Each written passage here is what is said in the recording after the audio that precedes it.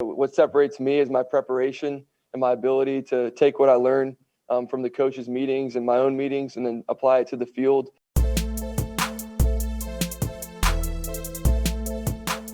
Hold on. Put away the pitchforks for 1 second.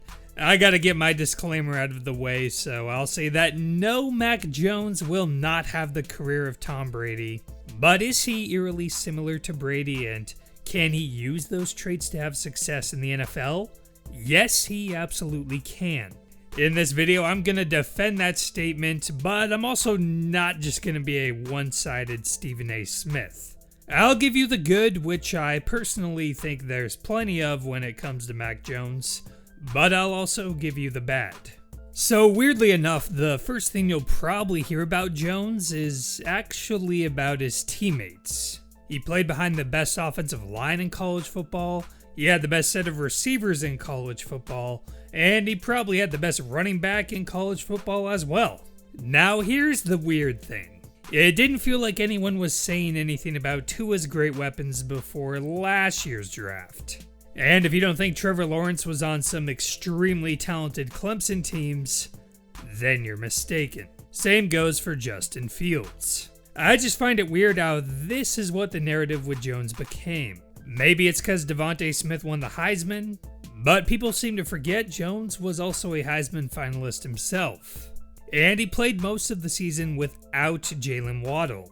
Fact of the matter is, you have to be accurate to throw for 41 touchdowns to just 4 interceptions, no matter the talent around you.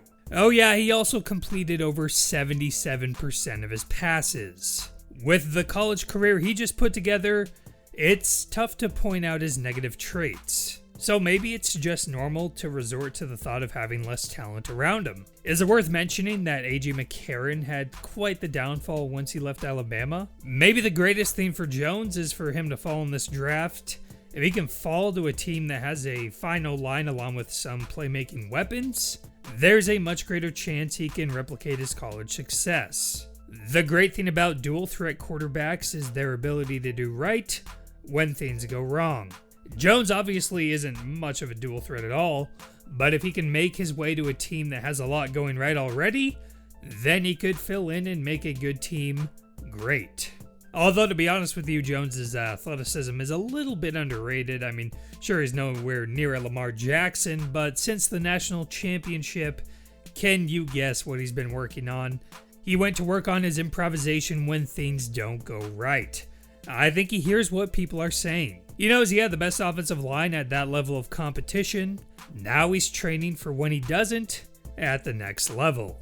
And here's another thing people kind of forget when talking about Mac Jones. This really puts the Tom Brady comparison into focus. Everyone looks at him and says he's not athletic.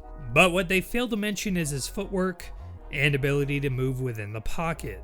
Both his parents were talented tennis players in college, so he was taught from the get-go to shuffle his feet. Everyone loves to point to mobility as a trait defined outside the pocket. They never talk about what a player can do inside the pocket. Jones has that twitch in the pocket you want. He's got the quick release, he can make quick decisions, and has great judgment. He's uber competitive. He comes prepared. I mean, back in Pop Warner, he would make play cards for his offensive coordinator. There's a lot of qualities here that at least can prevent him from becoming a bust. I look at him and want to say there isn't all that much risk. He definitely looks like the safe option. And I don't mean that in a bad way. I mean he's got a high floor. Some of the other guys going in the first or second round have more risk that comes with them.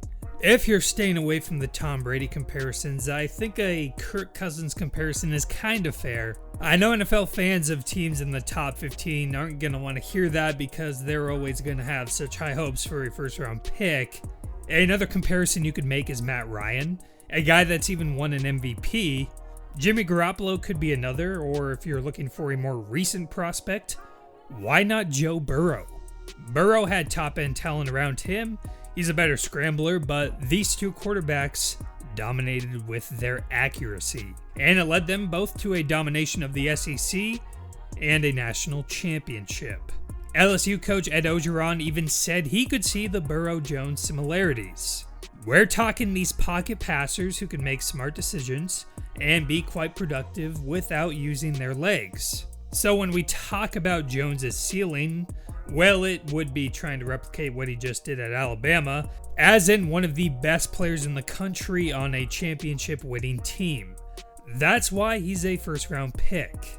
Sure, a guy like Trey Lance might be able to grow more in the league, but Jones is quite polished already.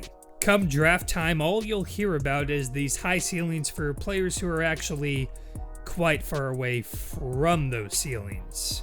A lot of that talk has increased lately because of Patrick Mahomes and Josh Allen. But I also think that just because Jones is closer to his ceiling than the other quarterbacks ranked around him, that doesn't mean that should necessarily be a negative. Finally, you start to look at the intangibles. The word Tom Brady is next to in the dictionary. Panthers coach Matt Rule coached at the Senior Bowl, and he was amazed by Jones's intelligence and ability to process information quickly. He called him an alpha and said he was the first guy on the practice field. Does that sound familiar by any chance? Are we beginning to understand what seems like the loftiest comparison you could possibly make for a player coming out of college? Nick Saban said NFL teams are going to fall in love with Jones's preparation and his accuracy.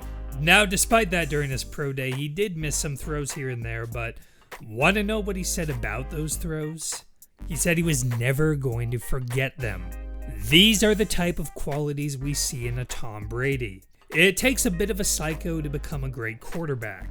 When you look at Jones, you don't see a cannon of an arm, but he can throw downfield with impressive success. He can place the ball well by leading his receivers. I just think if Jones maybe sits for a year and is given the right situation, then really good things can come from it. Can I guarantee he'll become an all-pro? Absolutely not. But I do think he has the characteristics that translate well to the next level, and I think he's deserving of a first-round pick. I think the question is whether he'll go in the top 15 or not. I personally think a team will fall in love with him, even though a pocket passer isn't so sexy anymore in the NFL. He just has so many other things going right for him that hopefully it will mean that he'll be worthy of that high pick. Let me know what you guys think of Mac Jones. I think about 15% of you said you would take him right after Trevor Lawrence, which I found pretty interesting. As always, thank you for hearing out my ramblings. I know the draft is a crapshoot, so I'm willing to listen to any opinions you guys have. It's almost like if you're not doing something, you're not getting better. It's somebody else doing more than me. I think that's what Mac has.